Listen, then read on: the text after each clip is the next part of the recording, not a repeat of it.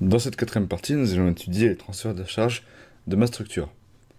On peut voir si contre ma ferme, où j'ai une ferme qui dépend donc de ma structure porteuse, on peut voir qu'elle n'est pas complètement dépendante de ma porteuse, étant donné que une partie n'est pas contre la porteuse, comparé à cette ferme-ci qui par contre est dépendante de ma porteuse. On peut voir d'ailleurs les flèches bleues qui indiquent qu'il y a une force appliquée sur ma porteuse. Pareil pour les autres fermes qu'il y a sur ma suite de fermes. Si je double-clique sur ma porteuse, je peux aller dans les charges, afficher les charges, et donc on peut voir les charges qui s'appliquent donc sur ma structure. On peut voir qu'à partir de mon pignon, il n'y a pas grand chose comme charge qui s'applique. Les charges s'appliqueront surtout quand ma structure sera répartie dans le vide.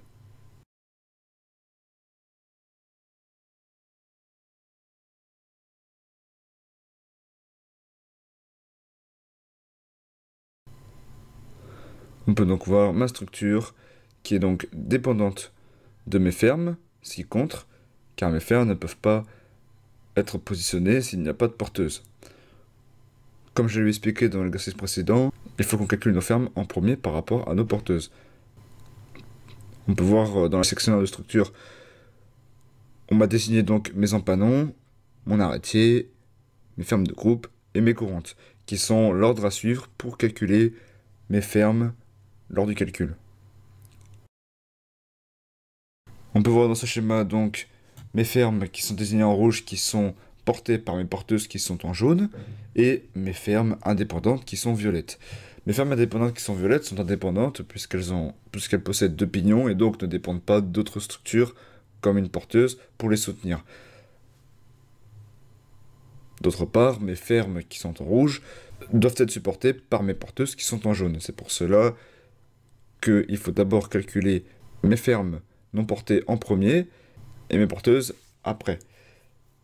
On peut voir donc dans cet exemple-ci, si j'enlève mes porteuses, que mes fermes sont calculées dans le vide si je calcule à la fin. L'exemple classique est que si je calcule les porteuses au début de mon calcul et qu'ensuite je calcule mes fermes non portées, ce qui risque de se passer, c'est que Pamien va calculer ma porteuse sans savoir la masse de mes fermes non portées. C'est-à-dire que là, si je calcule d'abord mes fermes non portées et ensuite que je rajoute mes fermes porteuses, le calcul sera donc bon.